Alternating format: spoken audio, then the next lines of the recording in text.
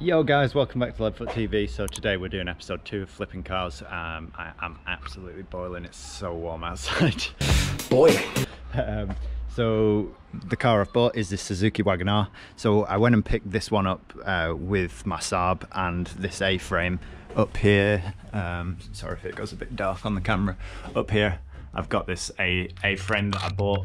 Me and my friend Giles bought this like 10 years ago because we tried to start our own car braking business years ago, but we were probably a bit too young to figure it out properly. So yeah, I've maybe towed 100 cars with this thing. So if you got a car with a tow bar, and it's well worth buying one of those, because if you're going to start bringing cars back, it's a really easy way to go get cars, because you don't need somebody else to come with you. So I went and got this Suzuki Wagon R with that A-frame. The reason I did that was because it wouldn't actually drive. It needed a drive shaft in the passenger side. So when I checked online before I went to buy the car, I checked the price of the drive shafts and they were like £50 brand new. So I thought, cool, car's only £210, and I actually found a second-hand drive shaft for 30. So bought the second-hand drive shaft, and yeah, the car for 210. It was actually up for 250, but I knocked him down to 210. Basically, I got the car, so I towed the car back, got the drive shaft, went to fit the drive shaft, and it didn't fit. So I ran into a trouble, because I checked, the car is a 1.3, so I checked the prices for the 1.3 drive shaft.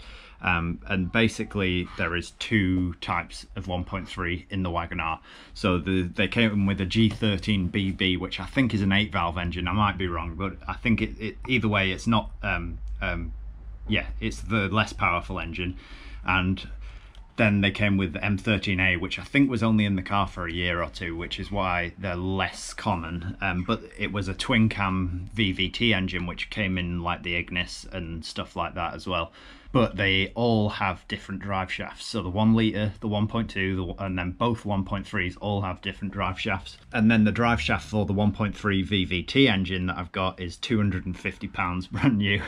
And I cannot find anyone breaking one, because they're a lot rarer than the other 1.3s. So yeah, that left me a little bit stumped, because I don't want to pay £250 for a drive shaft, because that's going to take the total up to 460 quid, which, to be honest, the car probably isn't really worth much more than that, because it's got a big dent in the passenger door, which I'll show you now. Yeah, down here it's all rippled, so it's not exactly mint anyway. But I'm just coming inside because it's so hot outside. Basically, it left me a little bit stumped. And then when I started looking at the prices of the stuff for like the M13A engine, yeah, they were quite expensive, even secondhand. So I thought, why don't I try and break it? Basically, like I mentioned before, I have got quite a lot of experience with braking. So when I was an apprentice mechanic, I used to buy a lot of the MOT failures, especially if they were like Hondas. I used to break a lot of Hondas, so I knew what stuff was worth, and I would break all preludes and figure out like a lot of stuff I would ship to America. So like I would sell fog lights and stuff off the preludes for like $200, which was ridiculous thinking back at it. I kind of figured out what stuff was worth, and then I decided that I didn't like being a mechanic, because I was making like 4 times as much money from breaking cars than I was actually being at work. So I quit work, and me and my Giles started a business breaking cars, but we eventually got kicked off the land that we were using, because people kept complaining, because we live in the Lake District and they didn't like seeing broken cars, which is pretty understandable when I think about it now, but I definitely wasn't that reasonable back then when it happened. So yeah, I have a bit of experience with it. So I stuck this one up for breaking, and I've put it on Facebook Marketplace and eBay, which I'll show you now. So yeah, this is the ad on Facebook Marketplace. Basically, for some reason it doesn't bring up the description when I look at it myself, but yeah, basically just put what it is, put the engine that it comes with, and then I actually put 4 pictures, but it for some reason doesn't let me look at the listing properly. Yeah, so that's Facebook Marketplace. So yeah, this is eBay. and like you can see, I've put 4 pictures up just of all 4 corners of the car, just so people can see like what kind of condition it's in. Yeah, and I had to put it, you have to, the rules of eBay is you have to sell something, so I can't just put it up for breaking. So I put the auction is for a wheel nut and put it for £5, because it's unlikely that somebody's going to buy a wheel nut for £5, but if they do, awesome.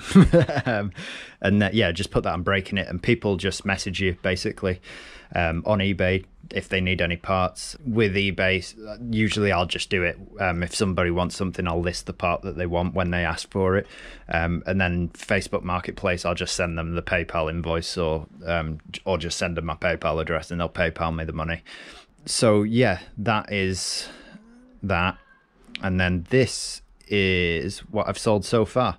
So I have sold the engine for £200, and that was literally the engine. So what happened with that was, a few days after I put it up for breaking, this local Suzuki garage messaged me asking me if I could take the engine out tomorrow and drop it off for them, and I said I don't have time because I was working the next day.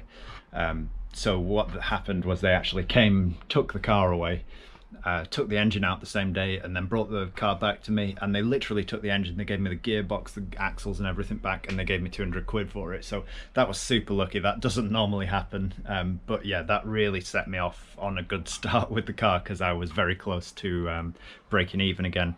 And then these next few bits have sold on eBay or Facebook Marketplace. So I sold the Speedo drive for £15 on eBay. The starter motor went for £20 on Facebook Marketplace. The ABS control unit went for £20. That's basically just a little control unit that sits under the handbrake. It had like 2 bolts holding it in, so I got £20 for that. And then the cat went on Facebook Marketplace for 70 as well. The passenger tail light went on Facebook Marketplace for 20, and the anti-roll bar mounts went on Facebook Marketplace for 15. So Facebook Marketplace has been a lot more successful than eBay has so far. But now that I've got rid of the engine and a lot of the main bits, what I'm going to start doing is listing the items individually on eBay. So I'll show you an example of that now. Yeah, so here I've got the drive shaft. Like I explained, the drive shafts are worth a lot of money. So I put the second-hand one up for £65, which I thought was pretty reasonable. So yeah, and it's got a new CV joint on the outer CV joint as well. So yeah, that was the driver's side drive shaft. And then also I have put the gearbox up for sale, because the gearbox is already off. I don't have to faff around taking it out. So yeah, gearbox is already off. I've put that out for £100, so hopefully that'll sell. It's going really well so far. So that's where I'm at with the second flip car. I was hoping that I would just buy it, put a drive shaft in and sell it, maybe make up £200 on it, possibly. And it hasn't gone to plan, but now that I'm breaking it, it's looking like that I'm probably going to make a lot more money out of it. But it's obviously a little bit more time consuming, because if I'd have just stuck a drive shaft in and sold it, I'd have maybe had an hour or two's work in it, whereas by the time I've broken everything off it, there's going to be like a good day's worth of work in it. But yeah, I find it easier to sell the parts than the car. They go a lot quicker. There's a lot less faffing around of like having to show people around the car and people come view it and then not want to buy it. So it's a little less stressful, I find, breaking than it is trying to sell a car complete, but obviously it's a lot slower. So yeah, we'll pick the video up in a week's time and I'll let you know the whole total I've got for everything. The plan is to just like take, because I can't leave the car outside in bits really, so I'm going to take stuff out the inside, so like the airbags and things like that, and the window motors, and just sell them individually, and then list them all on eBay. And then the week after that, I'll start taking everything off it, and then get the shell taken away for scrap, and store all the panels in my garage and try and sell them all. And then I'll do a little update video once I've sold everything and let you know how much I've broken it for, because it'll be interesting, because I've never, like I say, I used to break a lot of like specialist vehicles, so like I used to break Honda CRXs and Preludes and stuff like that. So breaking a normal car, I'm unsure with how well I'm going to sell everything off it, but we'll see what happens and see how much money I make at the end of it. And yeah, we'll catch up in the next video and I'll let you know how well it's gone. If you enjoyed the video, make sure you leave a like and subscribe to the channel, and I will catch you in the next one. Peace out.